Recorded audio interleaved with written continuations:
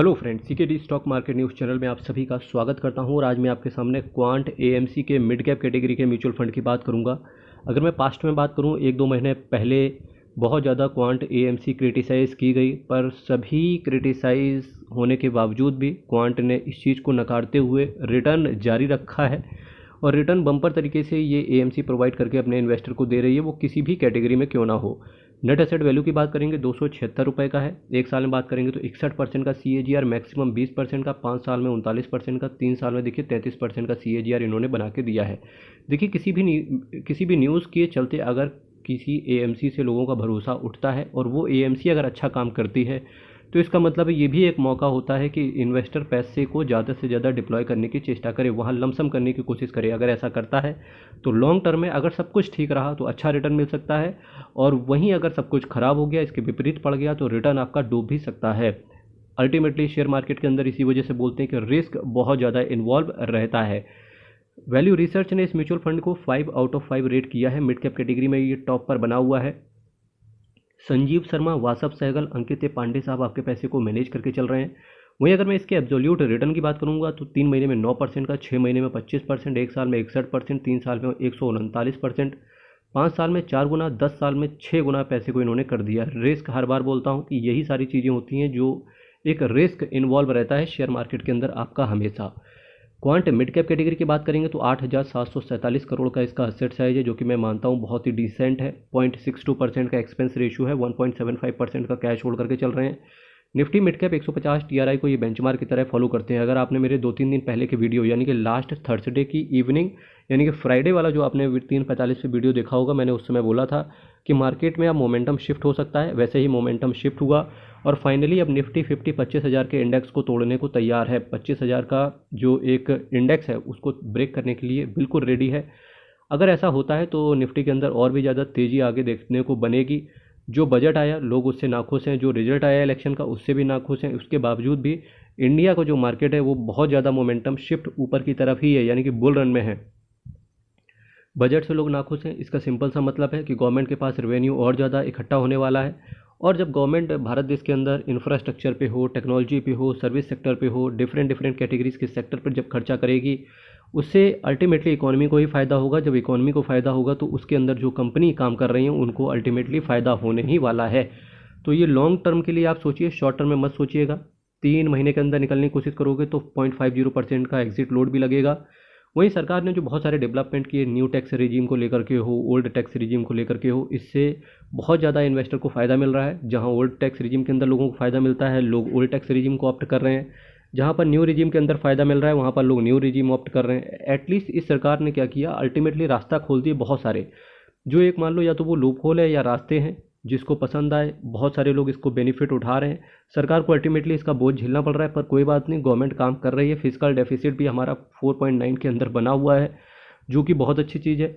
इसके साथ साथ देखिए बजट के अंदर भी जो बाईबैक से रिलेटेड निर्णय रहा, लोगों को बुरा लगेगा, पर 115H के अंदर जो आप पाएंगे, जो फॉरेन इंस्टीट्यूशनल इन्वेस्टर्स थे उनको फ़ायदा होगा, या जो NRIs थे उनको फ़ायदा होगा।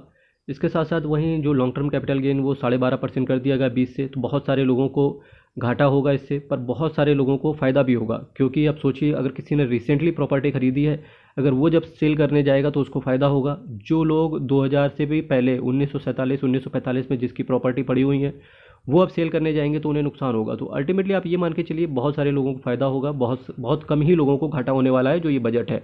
बस सोचने वाली बात है, बहुत तगड़े से सोचेंगे तब आपको अल्टीमेटली रिटर्न आपको पता चलेंगे। और ये रिटर्न भी आपको शेयर मार्केट दिखा रहा है कि शेयर मार्केट लगातार देखो 25,000 के हम आसपास आ गए हैं और 25,000 ये टूट भी जाएगा।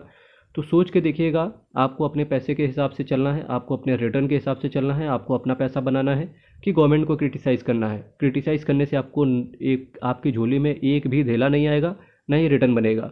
हाँ, पर अगर आप केवल एक सोचिएगा, अगर गवर्नमेंट ने ये किया है तो किस वजह से किया है। अगर आप इस तरीके से सोचेंगे तो आपको क्या होगा ना, लॉन्ग टर्म में आप बहुत अच्छा पैसा जनरेट करके ले जा पाएंगे। और जो ये अपॉर्चुनिटी है जो शेयर मार्केट के अंदर जो भी आपको गिरावट देखने को मिले, इससे अल्टीमेटली आप बहुत ज़्यादा बेनिफिट उठा के ले जा पाएंगे। बात करेंगे किन किन सेक्टर्स के अंदर पैसा है, तो सबसे ज़्यादा इन्होंने एनर्जी को टारगेट किया है, services, financial, health care, automobile और कुछ अदर सेक्टर में भी इन्होंने टारगेट किया हुआ है। बात करेंगे किन किन शेयर्स के अंदर पैसा है, तो Reliance Industries, HDFC bank, Aurobindo Pharma, Samvardhana, Motherson Sumi, International है, कॉनकॉर है, Steel Authority, Sun TV, Linde India, NHPC, Adani Power, Reserve Bank of India के कुछ बॉन्ड्स वगैरह भी हैं, पूनावाला फिनकॉर्प, एस्कॉर्ट क्यूबोटा। सोना और चांदी बहुत तेज़ी से गिरावट देखने को मिल रही है। ये गिरावट ज़्यादा दिन तक आपको सस्टेन होते हुए देखने को नहीं मिलेगी। अल्टीमेटली सोना चांदी वापस से ऊपर आएंगे। अगर आप विचार कर रहे हैं आपके घर में किसी की शादी है तो उसको रिकमेंड कर सकते हो कि सोना चांदी का ये बेस्ट समय है लेने का। एस्कॉर्ट क्यूबोटा, जियो फाइनेंशियल, केवल 2 ही दिन अब बचे हैं इनकम टैक्स फाइलिंग के लिए। वीडियो के अंत में आपको व्हाट्सएप नंबर दिख जाएगा, अधिक जानकारी आप उससे प्राप्त कर सकते हो। शेयर मार्केट के अंदर लॉस हो या सैलरीड एम्प्लॉय हैं तो आप ITR हमारे द्वारा फाइल करवा सकते हो। चार्जेस बिल्कुल मिनिमम रखे गए हैं। बस वीडियो के अंत में आपको व्हाट्सएप नंबर मिल जाएगा। Tata communication, Oracle financial, Zydus life, Glaxo Smith Kline, Indian railway catering, IRCTC है ये, Tata power, NMDC, CRISIL, Vodafone Idea, Ramco cement, Bharat forge, Aditya Birla capital, Kotak Mahindra bank. ये कुछ दिग्गज शेयर्स हैं जहां इन्वेस्टर्स का पैसा पड़ा हुआ है।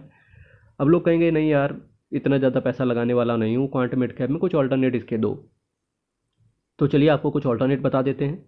ऑल्टरनेट है मोतीलाल ओसवाल मिड कैप की तरफ आप देख सकते हो, HDFC मिड कैप की तरफ भी आप देख सकते हो, निप्पॉन इंडिया ग्रोथ फंड की तरफ आप देख सकते हो, SBI मिड कैप की तरफ आप देख सकते हो, DSP मिड कैप की तरफ आप देख सकते हो, HSBC मिड कैप की तरफ आप देख सकते हो। इन सभी के रिव्यू आपको कहाँ मिलेंगे, जहाँ जो ये मैंने नाम लिए, सिंपल सी बात है, चैनल पर जाइएगा।